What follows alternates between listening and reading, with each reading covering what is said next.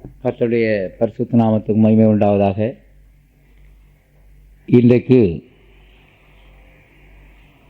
அக்னியை பற்றி சில சத்தியங்களை ஆராயப் போகிறோம்.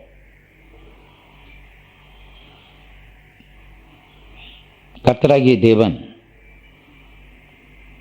தன்னுடைய வார்த்தையை குறித்து சொல்லும்போது, என்னுடைய வார்த்தை அக்னி போன்றதென்று எரேமியா 23 அதிகாரம் 29 வசனத்தில் கூறியிருக்கிறார். எரேமியா 23:29 படிங்க. என் வார்த்தை அக்கினியை போலும் கண்மலையை நொறுக்கும் சமட்டியை போலும் இருக்கிறதல்லவோ என்று கர்த்தர் சொல்கிறார். என் வார்த்தை அக்கினியை போலவும் கண்மலையை நொறுக்கும் சமட்டியை போலும் இருக்கிறது என்று ஆண்டவர் கூறியிருக்கிறார். ஆகையினால் தேவனுடைய வசனமும் அக்னி போல கிரியை செய்யக்கூடியதாக இருக்கிறது.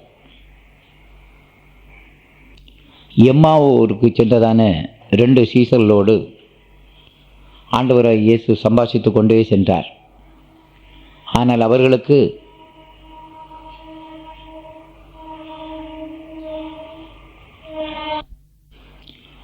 அவர்களுக்கு இவர் இயேசுநாதர் என்று தெரியாது. அவர்கள் நினைத்தார்கள் இவர் ஒரு வழிபோக்கன் என்று. இயேசுநாதர் அவர்களோடு கூட போகும் பொழுது இவர்கள் பேசிய சம்பாஷணையை கேட்டுக்கொண்டே வந்தார். இவர்கள் கர்த்தராகிய இயேசுவின் பாடுமரணத்தை பற்றி பேசிக்கொண்டே வந்தார்கள்.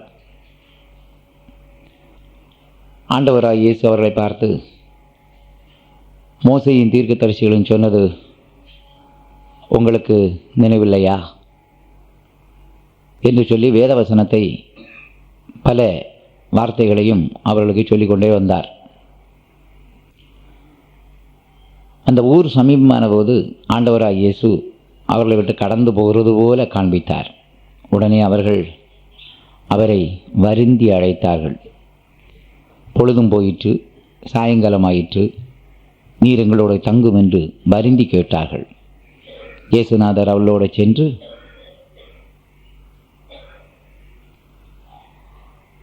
அப்பத்தை எடுத்து ஆசீர்வதித்து அவர்களுக்கு கொடுத்தார். உடனே அவர்களுடைய கண்கள் திறக்கப்பட்டு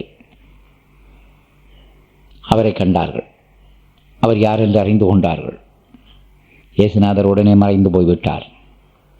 பிறகு இவர்கள் தங்களுக்குள்ளே பேசிக்கொண்டார்கள், அவர் நம்மோடு கூட பேசிக்கொண்டு வரும் பொழுது நம்முடைய இருதயம் கொழுந்து விட்டு எரியவில்லையா என்று சொன்னார்கள். ஆகையினால் ஆண்டவராய் இயேசு பேசின வார்த்தைகள் அவர்களுடைய இருதயத்தை கொழுந்து விட்டு எரிய செய்தது. இதுபோல நாம் தேவனுடைய வசனங்களை கேட்கும்போது, படிக்கும் பொழுது, தியானம் பண்ணும் பொழுது அந்த வசனங்கள் நம்முடைய இருதயத்தில் கொழுந்து விட்டு எரிவதை நாம் உணர்கிறோம். காரணம் என்னவென்றால், ஆண்டவர் எரேமியாவின் மூலம் சொன்னது போல அவருடைய வார்த்தைகள் அக்னியாக இருக்கிறது. இந்த அக்னிமயமான வார்த்தைகளை நாம் கேட்கும் பொழுதும், படிக்கும் பொழுதும், தியானிக்கும் போதும் நம்முடைய இருதயம் கொழுந்து விட்டு எரிய ஆரம்பிக்கிறது. ஆகையினால் கர்த்தருடைய வசனமும் அக்னி என்று சொல்லியிருக்கிறது. யோவான் ஸ்நானகர் அந்த உலகத்தில் இருந்த நாட்களிலே ஜனங்களை பார்த்து சொன்னான், நான் மனந்திரும்பலுக்கென்று ஜலத்தினால் உங்களுக்கு ஞானசானம் தருகிறேன். எனக்கு பின்வருகிறவர் என்னிலும் வல்லவராயிருக்கிறார். அவருடைய பாதரட்சைகளை சுமக்கிறதுக்கு நான் பாத்திரவான் அல்ல. அவர் ஆவியினாலும் அக்னியினாலும் உங்களுக்கு ஞானஸ்நானம் கொடுப்பார் என்று சொன்னான். மத்தேயு 3 அதிகாரம் 11 வசனத்தில் அதை நாம் இவ்விதமாக வாசிக்கிறோம். வாசியுங்கள். மனம் திரும்புதலுக்கென்று நான் ஜலத்தினால் உங்களுக்கு ஞானஸ்நானம் கொடுக்கிறேன். எனக்கு பின் வருகிறவரோ என்னிலும் வல்லவராயிருக்கிறார். அவருடைய பாதரட்சைகளை சுமக்கிறதற்கு நான் பாத்திரன் அல்ல. அவர் பரிசுத்த ஆவியினாலும் அக்னியினாலும் உங்களுக்கு ஞானஸ்நானம் கொடுப்பார். பரிசுத்த ஆவியினாலும் அக்னியினாலும் ஞானஸ்நானம் கொடுப்பார் என்று சொல்லி இயேசுவை பற்றி யோவான் ஸ்நானன் சொன்னான். அந்த வார்த்தைகளை விசுவாசிக்கிறதான நாம் ஜலத்தினால் ஞானஸ்நானம் பெற்றால் போதாது, ஆவியினாலும் அக்னியினாலும் ஞானஸ்நானம் பெற்றுக்கொள்ள வேண்டும். எப்படி ஜலத்திலே ஞானஸ்நானம் எடுக்கும் பொழுது நாம் மூழ்கி ஞானஸ்நானம் எடுக்கிறோமோ அதுபோல ஆவிக்குள்ளும் மூழ்க வேண்டும், அக்னிக்குள்ளும் நாம் மூழ்க வேண்டும். அந்த 2 ஞானஸ்நானமும் கர்த்தராகிய இயேசு தான் நமக்கு தருகிறார். இந்த அக்னி ஞானஸ்நானத்தை பெறுவதற்கு நாம் கர்த்தரிடத்தில் ஜெபம் பண்ண வேண்டும். ஏனென்றால் சாலோமன் ஆலயத்தை கட்டி ஆண்டவருடைய சமூகத்தை நோக்கி விண்ணப்பம் பண்ணினான். அப்பொழுது அவன் ஜெபம் பண்ணுகையில் பரலோகத்திலிருந்து அக்கினி வந்து இறங்கினதாக 2 நாளாகமம் 7ஆம் அதிகாரம் 1ஆம் வசனத்தில் நாம் படிக்கிறோம். 2 நாளாகமம் 6ஆம் அதிகாரத்திலே அவன் முழங்கால் படியிட்டு கைகளை விரித்து தேசத்துக்காகவும் ஜனங்களுக்காகவும் ஆலயத்துக்காகவும் ஆசீர்வாதங்களுக்காகவும் வேண்டிக் கொண்டான். ஆனால் 7ஆம் அதிகாரம் 1ஆம் வசனத்திலே அவன் ஜெபம் பண்ணுகையில் அக்கினி வந்து இறங்கினதாக நாம் படிக்கிறோம். படியுங்கள். சாலமோன் ஜெபம் பண்ணி முடிக்கிற போது அக்கினி வானத்திலிருந்து இறங்கி சர்வாங்க தகன பலியையும் மற்ற பலிகளையும் பட்சித்தது, கர்த்தருடைய மகிமையும் ஆலயத்தை நிரப்பிற்று. ஆகையினால் சாலோமன் ஜெபம் பண்ணும் பொழுது ஆலயத்தில் அக்கினி வந்து இறங்கியது போல நாமும் கர்த்தருடைய சமூகத்திலே ஜெபம் பண்ணும் பொழுது கர்த்தர் நிச்சயமாக இரக்கம் பாராட்டி இந்த அக்கினியை அனுப்பி வைப்பார். அதோடு சேர்ந்து மகிமையும் நமக்குள்ளே வந்து இறங்கும். சாலோமன் ஜெபம் பண்ணுகையில் கர்த்தர் ஜெபத்தை கேட்டு பரலோகத்திலிருந்து அக்கினியை இறக்கினார். அந்த அக்கினி வந்துதான் சர்வாங்க தகன பலிகளையும் மற்ற பலிகளையும் பட்சித்து போட்டது என்று கூறியிருக்கிறது.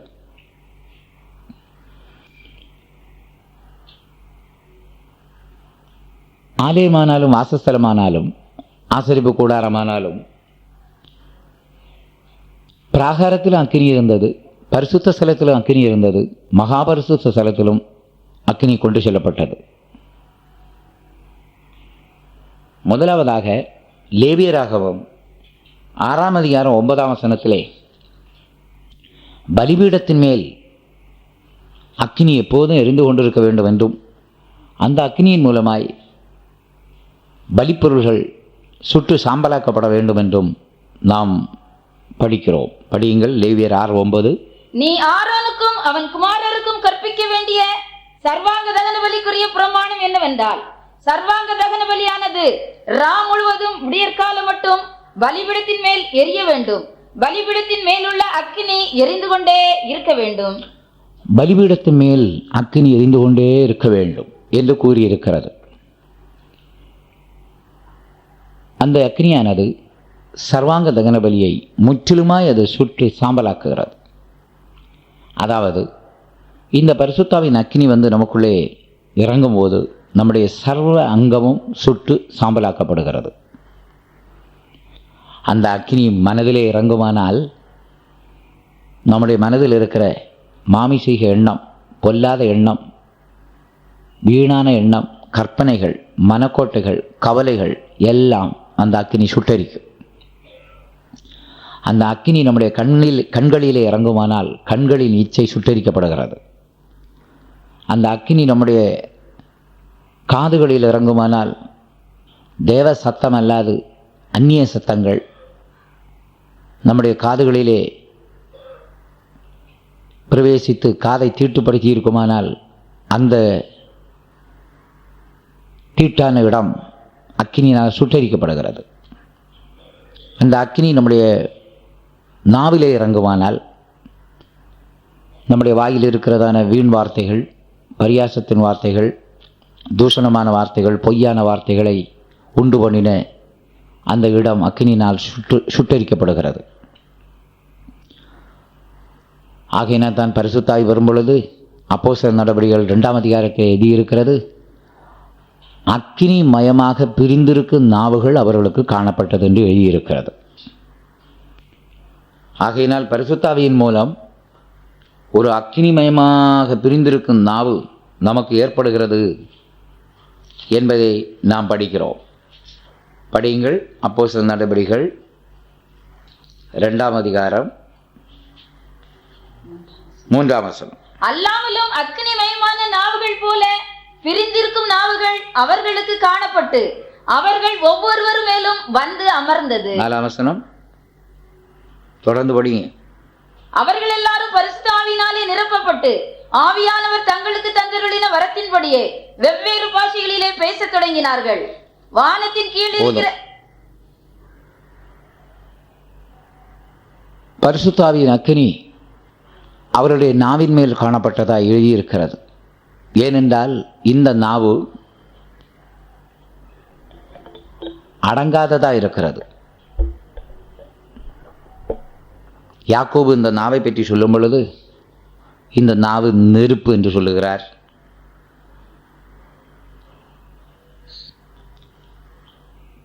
கொஞ்சம் நெருப்பானது முழு காட்டையும் கொளுத்தி விடுகிறது போல இந்த நாவிலிருந்து வருகிற வார்த்தைகள் அநேகருடைய வாழ்க்கையை தீட்டுப்படுத்தி விடுகிறது என்று கூறுகிறார். நாவு அநீதி நிறைந்த உலகம் என்று சொல்லுகிறார். இந்த நாவை அடக்க மனிதனால் முடிவதில்லை. ஆனால் இந்த நாவை அடக்க பரிசுத்தாவியினால் முடிகிறது.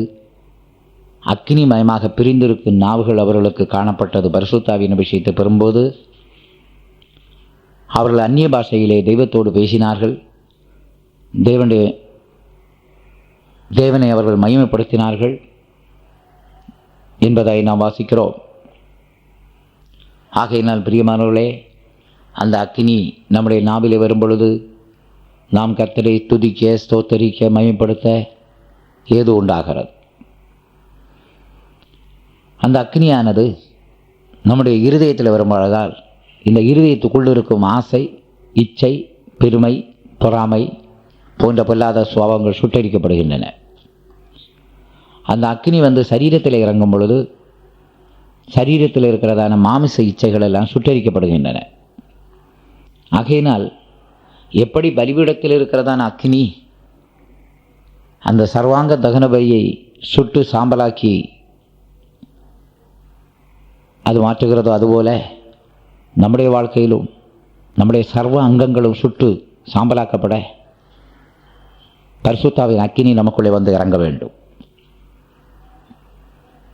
ஆகையினால் நம்முடைய முழு சரீரத்தின் அவயவங்களையும் நாம் பலிபீடத்தில் வைக்க வேண்டும். இந்த பலிபீடம் யார்?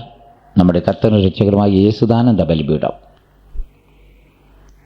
அங்கே இருக்கிற அக்கினி பரிசுத்தாவின் அக்கினி. பலிப்பொருள் நாம் ஒவ்வொருவரும். ஆகையினால் தான் அப்போஸ்தலனாகிய பவுல் ரோமாபுரியாருக்கு சொல்லுகிறார், பிரியமானவர் சகோதரரே, உங்கள் சரீரத்தை பரிசுத்தமும் ஜீவபலியாய் ஒப்பு கொடுக்க வேண்டும் என்று வேண்டிக் கொள்கிறேன் என்று கூறுகிறார். படியுங்கள் 12ஆம் அதிகாரம் 1ஆம் வசனம். அப்படி இருக்க சகோதரரே, நீங்கள் உங்கள் சரீரங்களை பரிசுத்தமும் தேவனுக்கு பிரியமுமான ஜீவ பலியாக ஒப்பு கொடுக்க வேண்டும் என்று தேவனுடைய இரக்கங்களை முன்னிட்டு உங்களை வேண்டிக் கொள்கிறேன். இதுவே நீங்கள் செய்யத்தக்க புத்தியுள்ள ஆராதனை. நம்முடைய சரீரத்தை நாம் பலியாய் ஒப்பு கொடுக்க வேண்டுமா? ஜீவ பலியாய், சர்வாங்க தகன பலியாய், போஜன பலியாய், சமாதான பலியாய் நாம் நம்மை முற்றிலுமாய் ஒப்பு கொடுக்க வேண்டும். அப்பொழுது நம்முடைய சர்வ அங்கங்களும் பரிசுத்தாவியின் அக்கினியினால் சுட்டரித்து நாம் சாம்பலாக்கப்படுவோம். கொலோசியர் 3ஆம் அதிகாரம் 5ஆம் வசனத்திலும் கூட அப்போஸ்தலனாகிய பவுல் கொலோசியருக்கு எழுதுகிறார், முற்காலத்திலே நீங்கள் என்னென்ன பாவம் உடையவர்களாக இருந்தீர்கள், இப்பொழுது என்னென்ன குற்றம் உடையவர்களாய் காணப்படுகிறீர்கள். ஆகையினால் உங்களுக்குள்ளே பொல்லாப்புகளை, பாவங்களை உண்டு பண்ணுகிற உங்கள் அவயவங்களை அடித்து போடுங்கள் என்று கூறியிருக்கிறது. படிங்கள் 3ஆம் அதிகாரம் 5ஆம் வசனம். ஆகையால் விபசாரம், அசுத்தம், மோகம், துர்ரிச்சை, விக்கிரகாராதனையான பொருளாசை ஆகியவைகளை பூமியில் உண்டு பண்ணுகிற உங்கள் அவயவங்களை அழித்து போடுங்கள். உங்கள் அவயவங்களை அழித்து போடுங்கள். உபச்சாரம், அசுத்தம், மோகம், துர்ரிச்சை, விக்கிரகாராதனையான பொருளாசை ஆகிய இவைகளை உண்டு பண்ணுகிற அவயவங்கள். அப்படியானால் இந்த பொல்லாத பாவங்களை உண்டு பண்ணுகிற அவயவங்கள் நமக்குள்ளே இருக்கின்றன.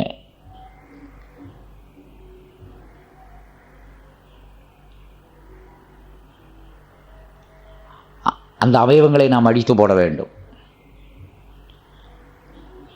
அந்த அவயவங்கள் பாவ அவயவங்கள் ஆகையினால் அந்த பாவ அவயவங்கள் எல்லாம் சேர்ந்த சரீரத்துக்கு பாவ சரீரம் என்று பெயர்.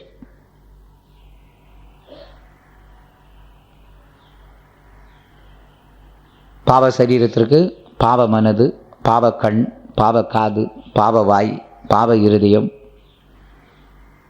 பாவ கை, பாவ கால் என்று சொல்லி பல அவயவங்கள் இருக்கின்றன.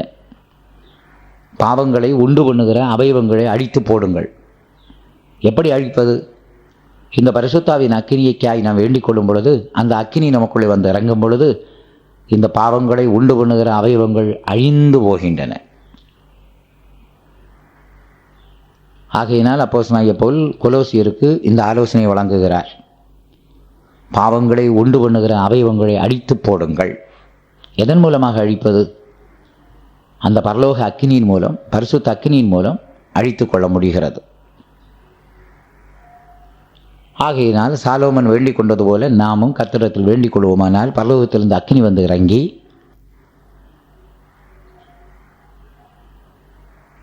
நம்முடைய சர்வ அங்கத்தையும் சுட்டு சாம்பலாக்கி போடும். இனிமேல் பரிசுத்த ஸ்தலத்திலே நாம் அக்கினியை பார்க்கிறோம். அங்கே அந்த அக்கினி என்ன செய்கிறது?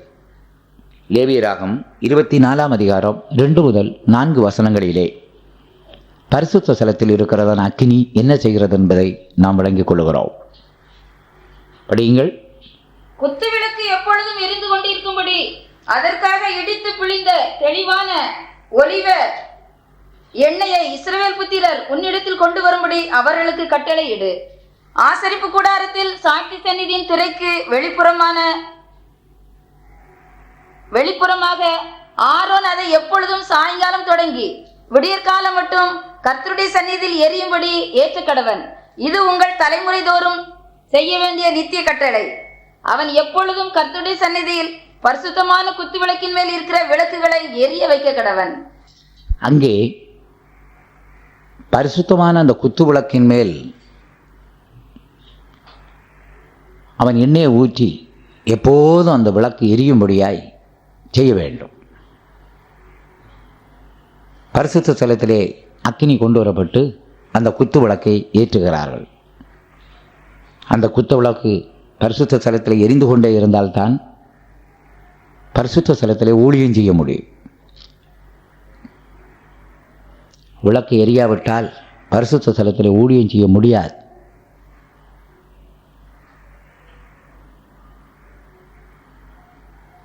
ஏனென்றால் அந்த பரிசுத்த ஸ்தலத்திலே சமூக தப்பம் வைக்கப்பட வேண்டும். அங்கே பரிசுத்த அப்பங்களை அடுக்கி வைக்கும்படி சமூகத்தப்ப மேசை இருக்கிறது.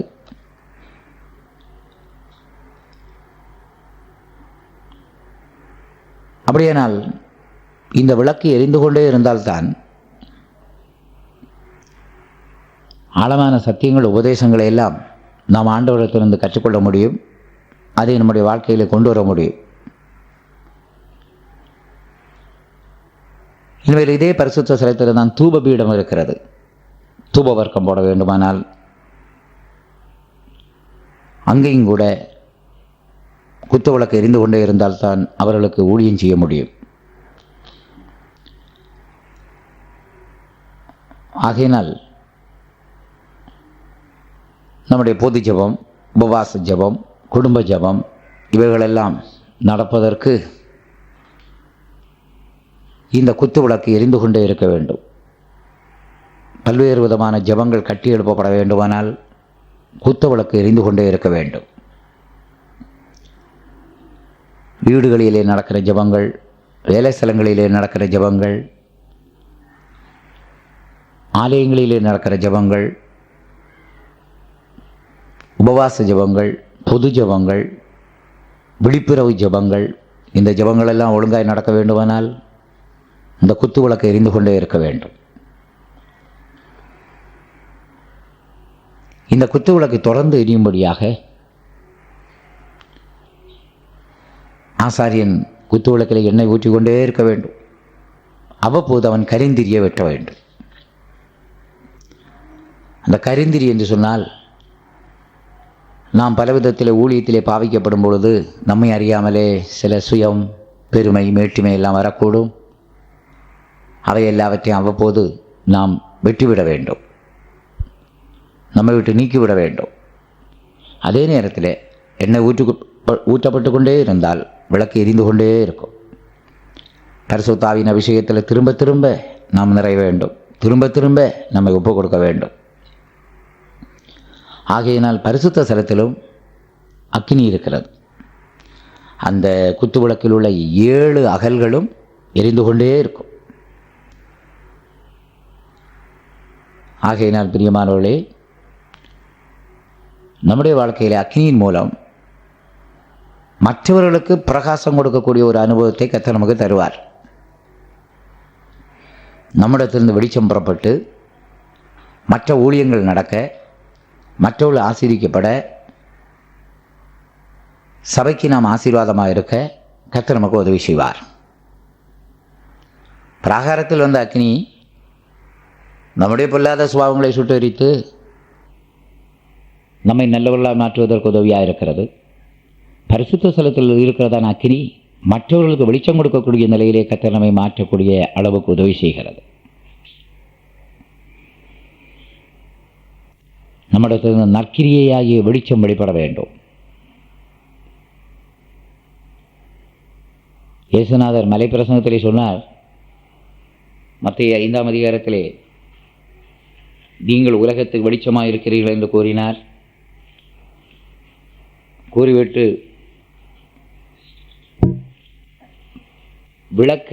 விளக்கு தண்டின் மேல் வைப்பார்கள், அப்பொழுது அது வீட்டில் உள்ள யாவருக்கும் அது வெளிச்சம் கொடுக்கும் என்று கூறிவிட்டு, இவ்விதமாய் மனுஷர் உங்கள் நற்கிரியைகளை கண்டு பரலோகத்தில் இருக்கிற உங்கள் பிதாவை மகிமைப்படுத்தும்படி உங்கள் வெளிச்சம் அவர்கள் முன் பிரகாசிக்க கடவுது என்று சொன்னார். படியுங்கள் 5ஆம் அதிகாரம் 15, 16 வசனங்கள். விளக்கை கொளுத்தி மரக்காலால் மூடி வைக்காமல் விளக்கு தண்டின் மேல் வைப்பார்கள். 14ஆம் வசனத்திலிருந்து படியுங்கள். நீங்கள் உலகத்துக்கு வெளிச்சமாயிருக்கிறீர்கள். மலையின் மேல் இருக்கிற பட்டணம் மறைந்திருக்க மாட்டாது. விளக்கை கொளுத்தி மரக்காலால் மூடி வைக்காமல் விளக்கு தண்டின் மேல் வைப்பார்கள். அப்பொழுது அது வீட்டில் உள்ள யாவருக்கும் வெளிச்சம் கொடுக்கும். இவ்விதமாய் மனுஷர் உங்கள் நற்கிரியைகளை கண்டு பரலோகத்தில் இருக்கிற உங்கள் பிதாவை மகிமைப்படுத்தும்படி உங்கள் வெளிச்சம் அவர்கள் முன்பாக பிரகாசிக்க கடவது. நீங்கள் உலகத்துக்கு வெளிச்சமாக இருக்கிறீர்கள் என்று கூறினார். ஆனால் நாம் உலகத்துக்கு வெளிச்சமாக இருக்க வேண்டுமானால் விளக்கை கொளுத்தி மரக்காலால் மூடி வைக்காமல் விளக்கு தண்டின் மேல் வைப்பார்கள் என்று கூறியிருக்கிறார். மரக்காலால் மூடி வைக்கக்கூடாது. மரக்கால் எதற்கு உபயோகப்படுகிறது? அளப்பதற்கு.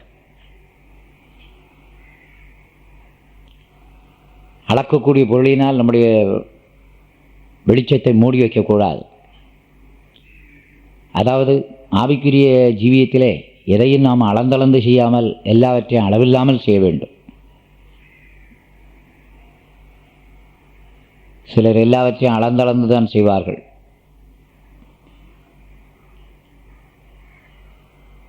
ஜெபத்துக்கு ஒரு அளவு வைத்திருப்பார்கள், ஸ்தோத்திரங்களுக்கு ஒரு அளவு வைத்திருப்பார்கள், பாட்டு பாட ஒரு அளவு வைத்திருப்பார்கள், ஆவியின் நிறைவுக்கு ஒரு அளவு வைத்திருப்பார்கள், எல்லாவற்றுக்கும் ஒரு அளவு வைத்திருப்பார்கள். ஆனால் புதிய ஏற்பாட்டின் பிரமாணம் என்னவென்றால், பழைய ஏற்பாட்டின் காலத்திலே அளவு இருந்தது, எல்லாவற்றுக்கும் அளவு.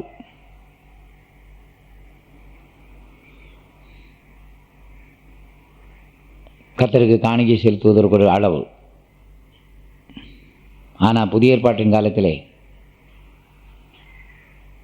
ஜெபம் பண்ணுங்கள், இடைவிடாமல் ஜெபம் பண்ணுங்கள், ஸ்தோத்திரம் பண்ணுங்கள், எப்போதும் ஸ்தோத்திரம் பண்ணுங்கள், ஒப்புக்கொடுங்கள், முற்றிலுமாய் உங்களை ஒப்புக்கொடுங்கள், உங்களை பலியாகவும் காணிக்கையாகவும் ஒப்புக்கொடுங்கள், முழுமையாக ஒப்புக்கொடுங்கள், தெய்வத்தை நேசியுங்கள், முழு மனதோடு, முழு சிந்தையோடு, முழு இருதயத்தோடு, முழு பலத்தோடு.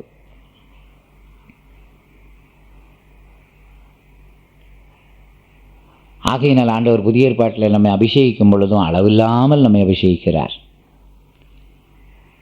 தீத்துவில் சொல்லியிருக்கிறது, அவர் தன்னுடைய பரிசுத்தாவியை சம்பூர்ணமாய் பொழிந்தருளினார். ஆகையினால் புதிய ஏற்பாட்டில் எல்லாம் அளவில்லாமல் செய்ய வேண்டும். கர்த்தருக்கு ஊழியமும் அளவில்லாமல் ஓயாமல் நாம் செய்ய வேண்டும். அளந்தளந்து செய்து கொண்டே இருக்க முடியாது. ஆகையினால் விளக்கை மரக்காலால் மூடி வைக்கக்கூடாது. அந்த விளக்கை கொளுத்தி விளக்கு தண்டின் மேல் வைப்பார்கள்.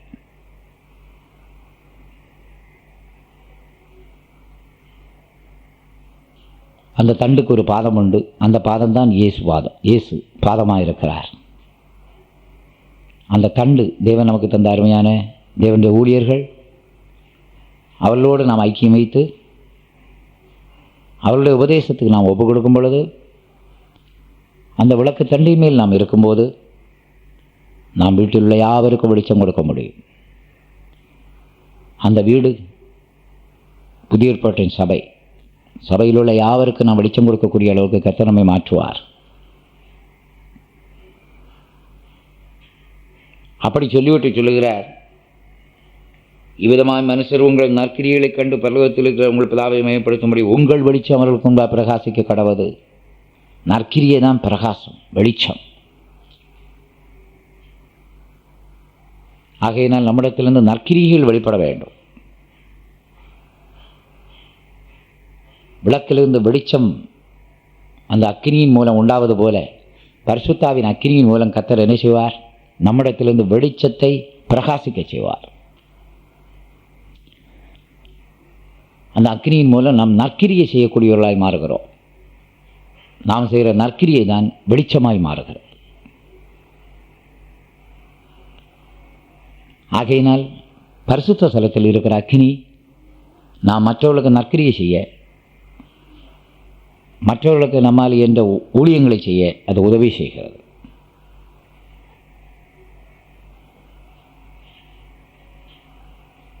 இனிமேல் மகா பரிசுத்த ஸ்தலத்திலும் அக்கினியை பார்க்கிறோம். படியுங்கள்.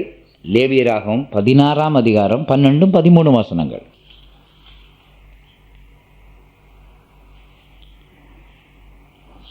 பதினாறு 12, 13. தூபகலசத்திலே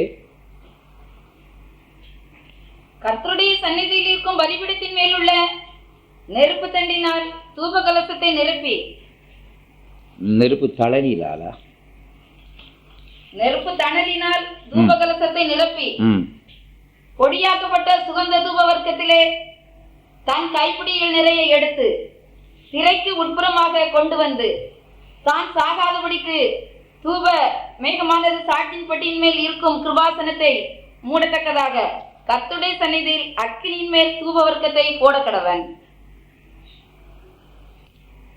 இங்கே மகா பரிசுத்த ஸ்தலத்திலே அக்கினி கொண்டு போகப்படுகிறது. எப்படி? தூப கலசத்திலே அக்னி தழலை போட்டு அதை நிரப்பி பிரதான ஆசாரியன் மகா பரிசுத்த ஸ்தலத்துக்குள்ளே கொண்டு போக வேண்டும்.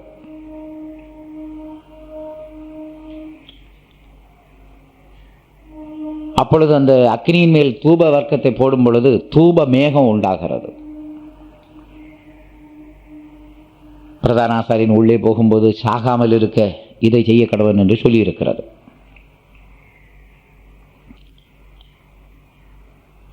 ஆகையினால் மகா பரிசுத்த ஸ்தலத்தில் அக்கினி கொண்டு போகப்படுவது போல அதன் மூலம் தூபமேகம் உண்டாவது போல நம்முடைய வாழ்க்கையிலே இந்த அக்கினி வந்து இறங்குமானால் நாமும் நல்ல ஜப வீரர்களாய் மாறுவோம்.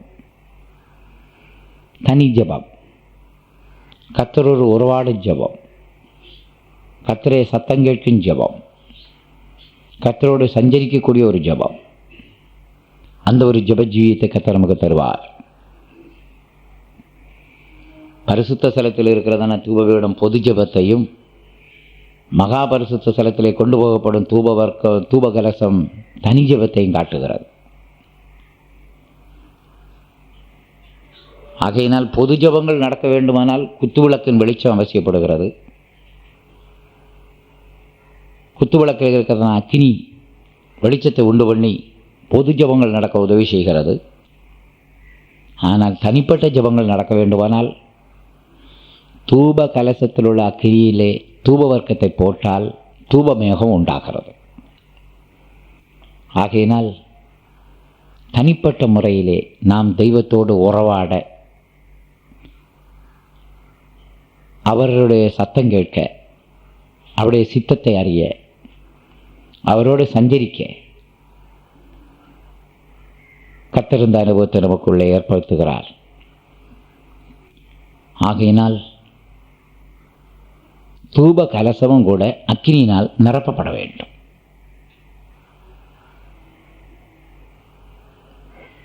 இவ்விதமாக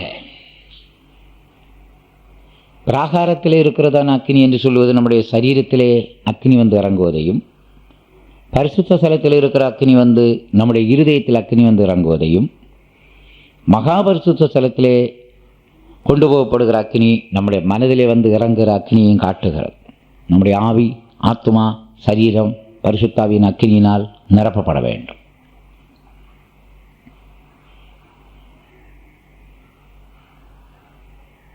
தாவீது அக்கினி மூழும்படியாய் ஒரு காரியத்தை செய்ததாக வேதத்திலே சொல்லியிருக்கிறது. 39ஆம் சங்கீதம் 1 முதல் 3 வசனங்களை படிக்கும் பொழுது தாவீது அக்கினி மூடும்படியாய் என்ன செய்தார்? படியுங்கள்.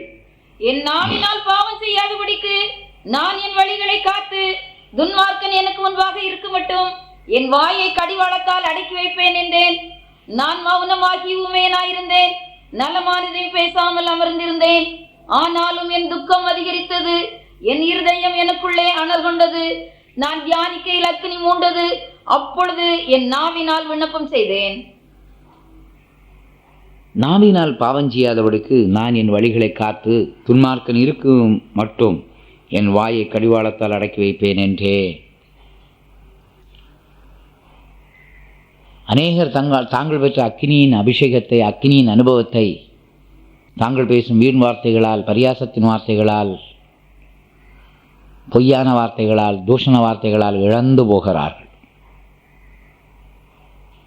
தாவீது ஒரு தீர்மானம் பண்ணினான். நான் என் நாவினால் பாவம் செய்யாதபடிக்கு என் வழிகளை காத்து என் வாயை கடிவாளத்தால் அடக்கி வைப்பேன் என்று தீர்மானம் பண்ணினான். ஆகையினால் அவன் மௌனமாகி ஊமையனாயிருந்தானா, நலமானதையும் பேசாமல் அமர்ந்திருந்திருக்கிறான்.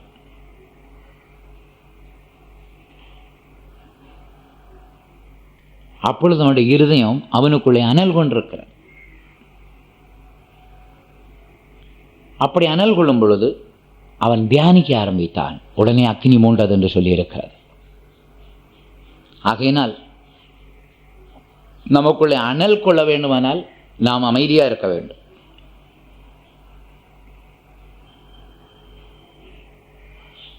நம்முடைய வார்த்தைகளை பற்றி கவனமாக இருக்க வேண்டும். கர்த்தராகிய இயேசு அனலாக இருக்க காரணம் என்ன? அவர் தன்னுடைய வார்த்தையிலே மிகவும் கவனமாக இருப்பார்.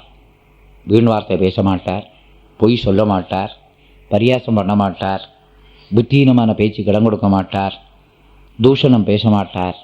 ஆகையினால் அவர் அனல் உள்ளவராக இருந்தார். லவோதிக்கேயா சபை அனல் இல்லாமல் இருந்தபடியினால் அந்த சபையை பார்த்து சொல்லுகிறார், உன்னை என் வாயினின்று வாந்தி பண்ணி போடுவேன். அப்படியானால் நாம் அனல் உள்ளவர்களாயிருந்தால் அனலுள்ள இயேசுக்குள்ளே இருக்கலாம். நாம் விறுவிறுப்பாயிருந்தால் அனலுள்ள இயேசு நம்மை வாந்தி பண்ணி போடுவார். தாவீது நலமானதையும் பேசாமல் அமர்ந்திருந்தான். அப்பொழுது அவனுக்குள்ளே அனல் கொண்டது. பின்பு அவன் தியானிக்கையில் அக்கினி மூண்டது. நாமும் தியானம் பண்ண வேண்டும். கர்த்தர் சொன்ன வசனங்களை தியானம் பண்ண வேண்டும். தேவன் நம்முடைய வாழ்க்கையில் செய்த நன்மைகளை தியானம் பண்ண வேண்டும். பரிசுத்தவான்களுடைய வாழ்க்கையை தியானம் பண்ண வேண்டும். இயேசுவின் ஜீவியத்தை தியானம் பண்ண வேண்டும். நம்முடைய ஊழிய சம்பந்தமான காரியங்களை தியானம் பண்ண வேண்டும். இனி வரப்போகிற நித்தியத்தை நாம் தியானம் பண்ண வேண்டும். கர்த்தர் நமக்காக ஆயத்தம் பண்ணி வைத்திருக்கிற காரியங்களை தியானம் பண்ண வேண்டும். இயேசு கிறிஸ்துவின் வருகையை பற்றி தியானம் பண்ண வேண்டும். இப்படி தியானம் செய்யும் பொழுது அக்கினி மூடும். தியானிக்கையில் அக்கினி மூண்டது. ஆகையினால் நாம் பெற்ற அக்கினியின் அபிஷேகத்தை பாதுகாத்துக் கொள்ள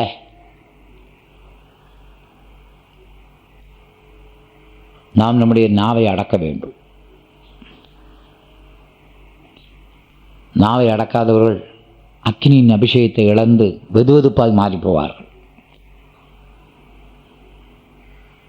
ஆகையினால் பிரியமானவர்களே,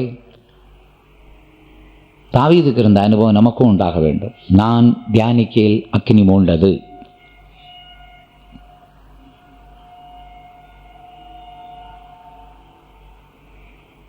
இவ்விதமாய் அக்கினியினால் நாம் நிறைந்திருக்கும் பொழுது,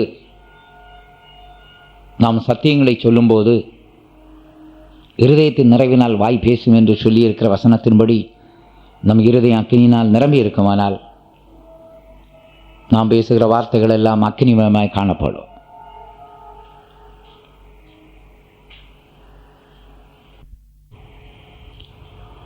ஆகையால் நம்முடைய வாயின் வார்த்தைகள் அக்கினிமயமான வார்த்தைகளாய் மாறும்படி நம்முடைய இருதயம் பரிசுத்தாவியின் அக்கினியினால் நிரம்பி இருக்க வேண்டும். அப்படியானால் இயேசுநாதர் வார்த்தைகளை பேசும்போது சீஷர்களின் இருதயம் கொழுந்து விட்டு எரிந்தது போல அருமையான தேவனுடைய ஊழியர்கள் கொடுக்கிற சத்தியம், போதிக்கும் வசனங்கள் ஜனங்களுடைய இருதயத்தில் கொழுந்து விட்டு எரிய ஆரம்பிக்கும்.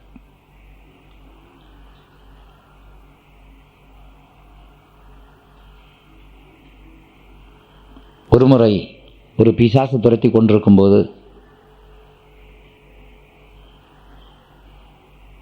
நான் பரிசுத்தாவியிலே நிறைந்து பற்பல பாஷைகளை பேசிக்கொண்டே இருந்தேன். அப்பொழுது இந்த பிசாசு சொன்னது, தயவுசெய்து இந்த பாஷை பேசாதே, என்னால் தாங்க முடியவில்லை என்று சொன்னது. நான் கேட்டேன், உனக்கு ஏன் தாங்க முடியவில்லை? அது சொல்லுகிறது, நீ தமிழ் பாஷை பேசினாலும் மலையாளம் பேசினாலும் இங்கிலீஷ் பேசினாலும் மற்ற பாஷை பேசினாலும் எனக்கு ஒன்றும் செய்வதில்லை. ஆனால் இப்பொழுது நீ பேசுகிற பாஷையை பேசும்போது உன் வாயிலிருந்து அக்கினி வந்து என் மேல் கொட்டிக்கொண்டே இருக்கிறது என்று சொன்னது. நான் இன்னும் அதிகமான பற்பல பாஷைகளை பேசிக்கொண்டே இருக்கும் பொழுது அந்த பிசாசு, ஐயோ எரியுதே, என்னால் தாங்க முடியவில்லை என்று சொல்லி ஓடிவிட்டது. ஆகையினால் நாம் பேசுகிற பற்பல பாஷை அந்நிய பாஷை, அந்த பாஷை சாதாரண பாஷை அல்ல, நாம் தேவனோடு பேசுகிற பாஷை, தேவன் நம்மோடு பேசும் பாஷை. அந்த பாஷைகளிலே அக்கினி வெளிப்படுகிறதை நாம் உணர முடிகிறது. ஆகையினால் பிரியமானவர்களே, இருதயத்தின் நிறைவினால் வாய் பேசும் என்ற வார்த்தையின்படி தேவனுடைய பரிசுத்த அக்கினியினால் நம்முடைய இருதயம், மனது, சரீரம் நிரப்பப்படுமானால் நம்முடைய ஊழியங்கள் ஆசீர்வதிக்கப்படும். நம்முடைய சரீரத்தை அக்கினியினால் கர்த்தர் நிரப்பி விடுவார். ஆகையினால் தான் சில நேரங்களிலே பிசாசு பிடித்தவருடைய தலையிலே கை வைக்கும் பொழுது அந்த பிசாசு உன் கையை வைத்தவுடனே பயங்கரமாக எரிகிறது என்றெல்லாம் சொல்ல காரணம், கர்த்தர் நம்மை அக்கினியினால் நிரப்புவதுதான் காரணம். ஆகையினால் இந்த நாட்களிலே தேவனுடைய ஊழியர்கள் எல்லாரும் அக்கினியாய் மாற வேண்டும். ஒரு அருமையான வாக்குத்தத்தம் எபிரேயரிலே சொல்லியிருக்கிறது. ஆண்டவர் என்ன செய்கிறார்? தேவதூதர்களை காற்றுகளாகவும் ஊழியக்காரரை அக்னி ஜுவாலையாயும் வைக்கிறார் என்று சொல்லப்பட்டிருக்கிறது. படியுங்கள், 1ஆம் அதிகாரம் 7ஆம் வசனம். தேவதூதரை குறித்தோ தம்முடைய தூதர்களை காற்றுகளாகவும் தம்முடைய ஊழியக்காரரை அக்னி ஜுவாலைகளாகவும் செய்கிறார் என்று சொல்லி இருக்கிறது. தம்முடைய ஊழியக்காரரை அக்னி ஜுவாலையாய் கர்த்தர் செய்கிறார். ஆகையினால் ஆண்டவர் நம்மை அக்னி ஜுவாலையாய் மாற்ற விரும்புகிறார். கர்த்தருடைய ஊழியர்களை சங்கீதத்திலே சொல்லப்பட்ட வசனத்தை தான் அவர் எடுத்து சொல்லுகிறார். 104ஆம் சங்கீதம் 4ஆம் வசனம். தம்முடைய தூதர்களை காற்றுகளாகவும் தம்முடைய ஊழியக்காரரை அக்னி ஜுவாலையாகவும் செய்கிறார். படியுங்கள், தம்முடைய தூதர்களை காற்றுகளாகவும் தம்முடைய ஊழியக்காரரை அக்னி ஜுவாலைகளாகவும் செய்கிறார். ஆகையினால் முக்கியமாக கர்த்தருடைய ஊழியர்கள் எல்லாம் அக்னி ஜுவாலைகளாய் மாற வேண்டும். நாம் அக்னி ஜுவாலையாய் மாறுவோமானால் நம்முடைய வாயிலிருந்து புறப்படும் எல்லா வார்த்தைகளும் அக்னிமயமாக இருக்கும். நம்மிடத்தில் இந்த அக்கினி வெளிப்படும். கர்த்தருடைய ஊழியர்கள் அக்கினி ஜுவலாக இருப்பார்களானால் எந்த பாவமும் வியாதியும் பிசாசும் பலவீனமும் நம்மை தொட முடியாது, நெருங்க முடியாது, தாக்க முடியாது. ஆகையினால் கர்த்தருடைய ஊழியர்கள் அக்கினிமயமாய் காணப்பட கர்த்தர் உதவி செய்வார்.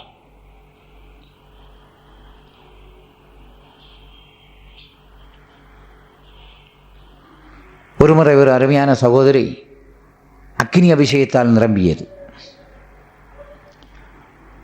அதற்கு முன் அந்த சகோதரிக்குள்ளே பிசாசு இருந்தது.